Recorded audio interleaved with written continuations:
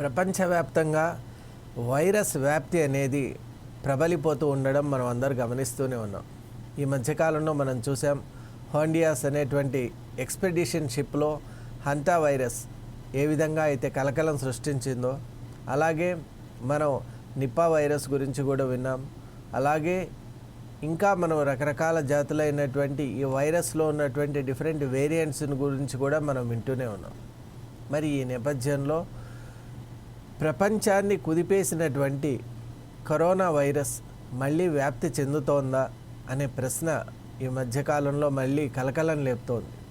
అది ఎక్కడో కాదు, సింగపూర్లో నమోదవుతున్నటువంటి కేసెస్ ఏవైతే ఉన్నాయో అవి ఆ కలకలాన్ని నిజంగా ఎవిడెన్షియల్గా మనకు చూపిస్తూ ఉన్నాయి.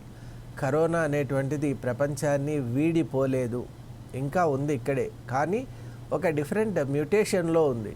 మరి ఈ మ్యూటేషన్ అలాగే ఇప్పుడు ప్రస్తుతం సింగపూర్లో ఉన్నటువంటి నమోదవుతున్న కరోనా కేసెస్ గురించి, అలాగే ప్రపంచవ్యాప్తంగా ఈ ఎబోలా కూడా మనం ఈ మధ్యకాలంలో ఆఫ్రికా సూడాన్లో అలాగే మనం చూసాం. అక్కడ హైతీ కానివ్వండి, ఈ వెస్ట్ ఆఫ్రికన్ కంట్రీస్ ఏవైతే ఉన్నాయో అక్కడ ఎబోలా కూడా చాలా విస్తృతంగా వ్యాప్తి చెందుతున్నటువంటి నేపథ్యంలో మళ్ళీ ఈ కోవిడ్ కేసెస్ విజృంభిస్తాయా, లేకుంటే వాటి యొక్క ప్రభావం ఎలా ఉంటుంది, మనం ఎటువంటి చర్యలు తీసుకోవాలి, భారతదేశానికి ఎటువంటి ముప్పు ఉంది, వీటన్నిటి గురించి మనం తెలుసుకునే ప్రయత్నం చేద్దాం. కోవిడ్ మనకు మరపురాని ఎన్నో అంశాలని నేర్పించింది. అదేంటి అంటే వైరస్ అనేటువంటి దాన్ని మనం ఎప్పుడూ నిర్లక్ష్యం చేయరాదు అని మొదటి గుణపాఠాన్ని మనకు నేర్పించింది. చాలా చిన్న సూక్ష్మజీవి వైరస్ అంటే it's very very small in size, కానీ ఆ చిన్న పరిమాణంలో ఉన్నటువంటి ఆ సూక్ష్మజీవి ఇంత పెద్ద మానవ దేహాన్ని కూడా అతలాకుతలం చేయగలదు. ఎలా అంటే ఒక హోస్ట్గా ఈ బాడీని, హ్యూమన్ బాడీని తీసుకొని అది రెప్లికేట్ అవుతూ, డూప్లికేట్ అవుతూ, అది విస్తారంగా శరీరంలోనే రకరకాలైనటువంటి మ్యూటేషన్స్ను చేసుకొని దేహంలో ఉన్నటువంటి మేజర్ ఆర్గాన్స్ ఏవైతే ఉన్నాయో, రెస్పిరేటరీ ట్రాక్ట్, అలాగే కార్డియాక్, అలాగే even neuro system and relating to brain functioning, ఇవన్నిటినీ కూడా హ్యాంపర్ చేసి సిస్టమ్ కొలాప్స్కి తీసుకుపోయేటువంటి ఒక స్థితికి చేర్చడం వల్ల మోర్టాలిటీ రేట్ అనేది మనం చూసాం. ప్రపంచవ్యాప్తంగా కోట్ల మంది ఈ యొక్క కరోనా వైరస్కు బలయ్యారు. ఆ మధ్యకాలంలో మనం చూస్తే డెల్టా వైరస్, ఒమిక్రాన్ చాలా విజృంభణ చేశాయి. ఇప్పుడు మళ్ళీ సింగపూర్లో వారం వారం వాళ్లకు నమోదయ్యేటువంటి కేసెస్ యొక్క స్టాటిస్టిక్స్ వాళ్ళు రిలీజ్ చేస్తే గత వారం కంటే పై వారం 58% ఎక్కువగా కోవిడ్ కేసెస్ అక్కడ నమోదయ్యాయి. మరి అక్కడ ఉన్నటువంటి ఆరోగ్య రక్షణ సంస్థ ఈ విషయాన్ని ధృవీకరిస్తూ ఒక నోటిఫికేషన్ కూడా ఇచ్చింది. కోవిడ్ కేసెస్ ఎప్పుడైతే మోర్ దెన్ 50% ఎక్కువ పెరుగుతాయో వెంటనే ఒక అలర్ట్నెస్ అనేటువంటిది ఆ సరౌండింగ్ ఏరియాస్లో ఇస్తారనమాట.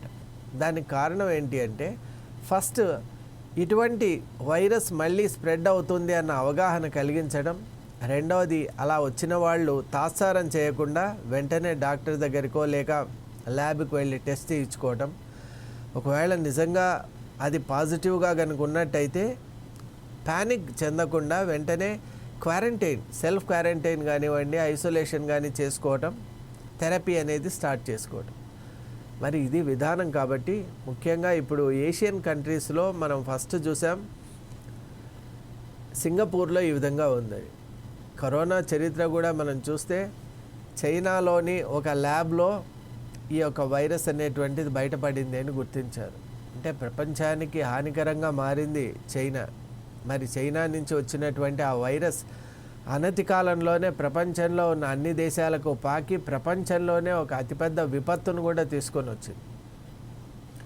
మనం కేవలం చైనాని నిందించడానికి మాటలు చెప్పటం లేదు. ఈ తప్పిదం ఎక్కడ జరిగినా అది ఇంటెన్షనల్గా కావచ్చు లేదా యాక్సిడెంటల్గా కావచ్చు, తప్పిదం జరిగింది, వైరస్ స్ప్రెడ్ అయింది. దానివల్ల ఎన్ని కుటుంబాలు సర్వనాశనం అయిపోయాయి. అసలు కొన్ని కుటుంబాలు అయితే టోటల్గా వైపౌట్ అయిపోయాయి. మరి డిపెండెంట్స్ కానీ, స్మాల్ చిల్డ్రన్ కానీ, ఆ రోజుల్లో మనం చూసాం అసలు ఆ వైరస్ విషయంలో ఎంత భయపడ్డాం అనేటువంటి. ఇప్పుడు సింగపూర్లో నమోదవుతున్న ఈ కేసెస్ గురించి WHO ఇంకా అఫీషియల్గా ఎటువంటి ఒక కమ్యూనికేషన్ ఇవ్వలేదు. కానీ భారతదేశంలో అలర్ట్నెస్ అనేటువంటిది మన భారత ప్రభుత్వం జారీ చేసింది. దాని ప్రకారం కరోనా అనేటువంటిది మనకు చాలా, సింగపూర్ అంటే ఎంతో దూరం లేదు కాబట్టి సింగపూర్లో ఈ విధంగా కేసెస్ వస్తున్నాయంటే భారతదేశంలో కూడా వస్తుంటాయి. ఇప్పుడు ఎండెమిక్ స్టేట్లో ఉంటుంది ఈ యొక్క వైరస్. అంటే ఇంతకుముందు ఒక ఎపిడెమిక్గా ఉండేది, ఇప్పుడు ఎండెమిక్గా మారిపోయింది. దానికి కారణం ఏంటి అంటే భారతదేశంలో ఉన్నటువంటి వాళ్లకు, ప్రపంచంలో ఉన్న అందరికీ కూడా వైరస్ గురించి లోపల బాడీలో కొన్ని రకాలైన యాంటీబాడీస్ అనేవి తయారైనాయి కాబట్టి ఎదుర్కొనే సామర్థ్యం ఇప్పుడు ఎక్కువ. కొత్త వైరస్ గురించి శరీరానికి పరిచయం తక్కువ కాబట్టి ఇమ్యూన్ సిస్టమ్ దానికి తగిన విధంగా రెడీగా ఉండదు. కానీ మనం కోవిడ్ టైం అంతా పాస్ అయి వచ్చేసాం కాబట్టి డెఫినెట్గా ఆ కోవిడ్ యొక్క ఇన్ఫ్లుయెన్స్ ప్రతి ఒక్కరి పైన ఉంది కాబట్టి మనలో యాంటీబాడీస్, ఇమ్యూనిటీ సిస్టమ్, అలాగే మనం అందరూ వ్యాక్సిన్ కూడా తీసుకున్నాం కాబట్టి మనలో ఒక ఇంటర్నల్ సిస్టమ్ అనేటువంటిది చాలా దృఢంగా ఇప్పుడు తయారైంది. అందువల్ల ఈ వైరస్ కూడా ఇప్పుడు ఇంకోటి, అప్పుడు వచ్చినటువంటి వేరియంట్ వేరండి. ఇప్పుడు ఎండమిక్ స్టేట్లో ఉంటుంది కాబట్టి ఇప్పుడు మామూలు ఫ్లూ ఫీవర్ ఎలా ఉంటుందో దానికంటే కొంత విజృంభణ ఎక్కువ ఉండొచ్చు. అంటే సివియర్ నోస్ కంజెషన్ కానివ్వండి, థ్రోట్ ప్రాబ్లం కానివ్వండి, ఇంకా కొన్ని కేసెస్లో రెస్పిరేటరీ ప్రాబ్లం కానివ్వండి రావచ్చు. మరి వాటికి మనం సిమ్టమాటిక్ ట్రీట్మెంట్ తీసుకుంటే సరిపోతుంది. ముఖ్యంగా ఎవరైతే ఇప్పుడు ఈ కేసెస్లో వైరల్ ఫీవర్ అని ఎప్పుడైతే తగ్గకుండా ఉంటుందో జాప్యం చేయకుండా టెస్ట్ సెంటర్కి వెళ్ళి టెస్ట్ చేసుకోవాలి. పాజిటివ్ వచ్చినా కూడా కంగారు పడిన అవసరం లేదు. ఎందువల్ల అంటే ఇప్పుడు ఎపిడెమిక్ కాదు, ఎండెమిక్ కాబట్టి దాని ఆ విజృంభణ, దాని యొక్క ఈ మోర్టాలిటీ రేట్ చాలా తక్కువ ఉంటుంది. కాబట్టి భయం అనేటువంటిది అవసరం లేదు. క్వారంటైన్ చేసుకోవటం. మనం ఎందుకు జాగ్రత్త పడుతున్నామంటే మన పక్క వాళ్ళకి స్ప్రెడ్ చేయకుండా. ఈ కరోనా వైరస్ అనేటువంటిది ఎయిర్బోర్న్ వైరస్. దానివల్లే దీనికి not only through human touch, saliva or through drop outs or through any other secretions, fluid secretions మాత్రమే కాకుండా ఇట్ స్ప్రెడ్స్ త్రూ ఎయిర్. కాబట్టి అందరూ జాగ్రత్తగా ఉండాలి. సామూహికంగా జరిగేటువంటి కార్యక్రమాల్లో హాజరయ్యే వాళ్ళు కూడా జాగ్రత్త తీసుకోవాలి. ముఖ్యంగా ఇక్కడ భారతదేశంలో ఉన్న వాళ్ళు పాటించవలసింది మొదటి నుంచి, అంటే మన కల్చర్ కూడా ఏమిటంటే మొదటి నుంచి భారతీయ సంస్కృతి ప్రకారం, మన ఆచార వ్యవహారాల ప్రకారం మనం చాలా జాగ్రత్తగా ఆహారం తయారు చేసుకోవడం కానీ, స్వీకరించడం కానీ, అలాగే ఇంకొకరి పెట్టడం కానీ మనకు ఒక పద్ధతి ఉంటుంది. ఆ స్వచ్ఛత, అలాగే ఏది కూడా మనం చేతులను జాగ్రత్తగా కడుక్కొని కానీ ఏ పదార్థాన్ని ముట్టుకోం. ఇవి బేసిక్గా మనలో ఇన్బిల్ట్గా ఉన్నటువంటి కొన్ని ట్రెడిషన్స్. మరి వీటి ఉపయోగం ఇప్పుడు ప్రపంచం గుర్తిస్తోంది. అలాగే మనం ఆహారం తీసుకునే ప్రదేశం, ప్రాంతం, తయారు చేసిన వ్యక్తులు, వీళ్ళందరి గురించి కూడా మనకు ఒక అవగాహన ఉండాలి. ఆహారం ఇచ్చారు కదా అని చెప్పి ఎక్కడ పడితే అక్కడ తినడం, ఎప్పుడు పడితే అప్పుడు తినడం, ఇవన్నీ కూడా శరీరం యొక్క ఇమ్యూనిటీకి యాంటీగా పనిచేస్తాయి. కాబట్టి మనం హైజీన్ అనేటువంటిది పాటించాలి. అలాగే జాగ్రత్తగా ఎప్పుడైతే మనలో సిమ్టమ్స్ మనం తట్టుకోలేని స్థాయిలో ఉంటాయో వెంటనే వైరల్ టెస్ట్ కనుక మనం వైరాలజిస్ట్ దగ్గర కనుక వెళ్ళినట్టయితే అది ఏ టైప్ ఆఫ్ వైరసో వాళ్ళు గుర్తించి దానికి ట్రీట్మెంట్ కూడా ఇస్తారు. మనం ఇదంతా ఎందుకు మాట్లాడుకుంటున్నాం అంటే సింగపూర్లో నమోదైనటువంటి ఈ కేసెస్ పెరుగుతున్నటువంటి నేపథ్యంలో భారత్లో కూడా అటువంటి ట్రెండ్ రిపీట్ అవుతుందా అనేటువంటి ఒక సందేహం ఉంది. దానికి కాదు అని కూడా మనం చెప్పలేని స్థితి. ఎందువల్ల అంటే వైరస్ అనేటువంటిది ఒమిక్రాన్ వేరియంట్, ఇప్పుడు BA అనేటువంటి ఒక వేరియంట్ స్ప్రెడ్ అవుతోంది. కేసెస్ అనేటువంటిది పరిమితంగా ఉన్నాయి. దీంట్లో మరణ భయం లేదు కాబట్టి జాగ్రత్తగా ఉంటే సరిపోతుంది. మనం ఇప్పుడు చూసినట్టయితే సింగపూర్లో ఉన్నటువంటిది అది NA వేరియంట్, అది 1.8.1 అనేటువంటి వేరియంట్ కాబట్టి అది కూడా ఎండమిక్గానే ఉంది. అక్కడ కూడా చాలా తక్కువ, అంటే అసలు మరణాలు ఇంతవరకు నమోదు కాలేదనే చెప్తున్నారు. వాళ్ళందరూ కూడా ఇన్పేషెంట్గా ఉండి వాళ్ళు డిశ్చార్జ్ అయిపోతున్నటువంటి నేపథ్యంలో ప్రస్తుతం కంగారు అయితే లేదు. కానీ ప్రపంచవ్యాప్తంగా జరుగుతున్న పరిణామాలు మనం కనుక చూసుకుంటున్నట్లయితే గ్రీన్ హౌస్ ఎఫెక్ట్, అలాగే పొల్యూషన్, అలాగే మనిషి చేసేటువంటి అమానవీయమైనటువంటి ఈ కార్యకలాపాలు ఏవైతే ఉన్నాయో ఆహార విహారాల్లో తాను ఆచరించే పద్ధతులు ఏవైతే ఉన్నాయో అవి చాలా దారుణంగా ఉంటూ ఉన్నాయి. ముందు వాటిని మనిషి తనను తాను సంస్కరించుకోవాలి. అప్పుడు సమాజంలో నిజంగా ఒక మంచి మార్పు ఏర్పడుతుంది. ఆ మార్పు వల్ల ఇటువంటి వైరల్ యాక్టివిటీ నుంచి కూడా మనం తట్టుకునే అవకాశం ఉంటుంది. మన పూర్వీకులు ఏర్పరిచినటువంటి విధి విధానాల వల్లే చాలా మటుకు వైరస్ల నుంచి మనం ఆ బారిన పడకుండా తప్పించుకున్నాం.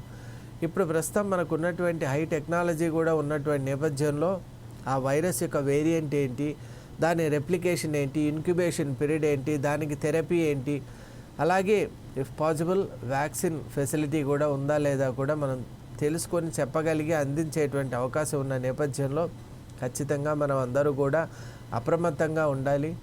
ఈ మధ్యకాలంలో viral activity not only related to Covid, మనం చూసాం సూడాన్లో ఎబోలా వైరస్ అనేటువంటిది చాలా దారుణంగా అక్కడ వ్యాప్తి చెందుతోంది. అక్కడ ముఖ్యంగా ఎంతోమంది చనిపోతూ ఉన్నారు కూడా. మరి సూడాన్ ఒకటే కాదండి, వెస్ట్ ఆఫ్రికన్ కంట్రీస్లో చాలా దేశాల్లో ఇప్పుడు జైర్ అని మనం ఇంతకుముందు అనేవాళ్ళు, ఇప్పుడు డెమోక్రటిక్ రిపబ్లిక్ ఆఫ్ కాంగో అని అంటున్నారు. మరి కాంగోలో కూడా కేసెస్ అక్కడ మనం చూస్తూ ఉన్నాం. యుగాండాలో కూడా చూస్తున్నాం ఈ ఎబోలా కేసెస్. కాబట్టి ఎబోలా విషయంలో కూడా ప్రపంచవ్యాప్తంగా WHO కూడా డైరెక్టివ్స్ ఇష్యూ చేసింది. అలాగే హంటా వైరస్ కూడా రకరకాల ఫామ్స్తో పాత అంటే old strain of hanta virus, new strain of hanta virus అని 2 రకాలుగా ఉంటాయి. న్యూ స్ట్రెయిన్స్ ఇప్పుడు మనం చూసినట్టయితే బోత్ అమెరికాస్ అంటే నార్త్ అమెరికా, సౌత్ అమెరికాలో ఎక్కువగా ఉంది. ఎక్కువ మనం అర్జెంటీనాలో ఈ కేసెస్ చూస్తూ ఉన్నాం. అలాగే మనం చూసినట్టయితే నిపా వైరస్ కూడా ఉంది. నిపా వైరస్ కూడా అది deadly virus affecting our brain and renal systems. మరి హెమరేజిక్ ఫీవర్ ఇవన్నీ కూడా కామన్గా ఈ వైరసెస్లో ఉండటం వల్ల అప్రమత్తంగా ఉండాలి. జాగ్రత్తగా మనం వేసే ప్రతి స్టెప్ కూడా వైరస్ అనేటువంటిది మన చుట్టుపక్కల ఉంది కాబట్టి ఆ దృష్టితో దృక్పథంతో మనం కనుక ఉన్నట్టయితే ఖచ్చితంగా వైరస్ను మనం ఎదుర్కోగలం. అలాగే మనం తీసుకునే ఆహారం కూడా ఏదైతే న్యూట్రిషనిస్ట్ చెప్పారో ఫైబ్రస్ అండ్ హెల్దీ ఫుడ్ కనుక మనం తీసుకున్నట్టయితే ఇమ్యూన్ సిస్టమ్ను కూడా మనం డెవలప్ చేసుకొని వైరస్ అటాక్ చేసినా కూడా దాని బారిన పడకుండా మనం తప్పించుకోగలం, రక్షించుకోగలం. ఆ డిఫెన్సివ్ మెకానిజం అనేటువంటిది మనలో డెవలప్ చేసుకోవాల్సినటువంటి ఆవశ్యకత ఎంతైనా ఉంది. ముఖ్యంగా అన్నిటికంటే అత్యంత ముఖ్యమైనటువంటిది అవేర్నెస్. వైరస్ గురించి, వ్యాప్తి గురించి, అలాగే హైజీన్ గురించి, తీసుకోవాల్సిన క్వారంటైన్ కానీ ఐసోలేషన్ ప్రాక్టీసెస్ గురించి, మెడికేషన్ గురించి ప్రతి ఒక్కరికి విస్తృతమైన అవగాహన కల్పించాలి. అలా మంచి అవగాహనతో ఇలాంటి వైరల్ అటాక్ నుంచి మనం బారిన పడకుండా రక్షించుకోగలుగుతాం. మన సమాజమే కాదు, ప్రపంచంలో ఉన్న ఏ సమాజమైనా కూడా prevention is better than cure అని చెప్పారు. కాబట్టి ప్రివెంటివ్ టెక్నిక్స్తో ఇటువంటి యాక్టివిటీస్ నుంచి, ఇటువంటి కెటాస్ట్రోఫ్స్ నుంచి మనం బయటపడాలని ఆశిస్తున్నాను.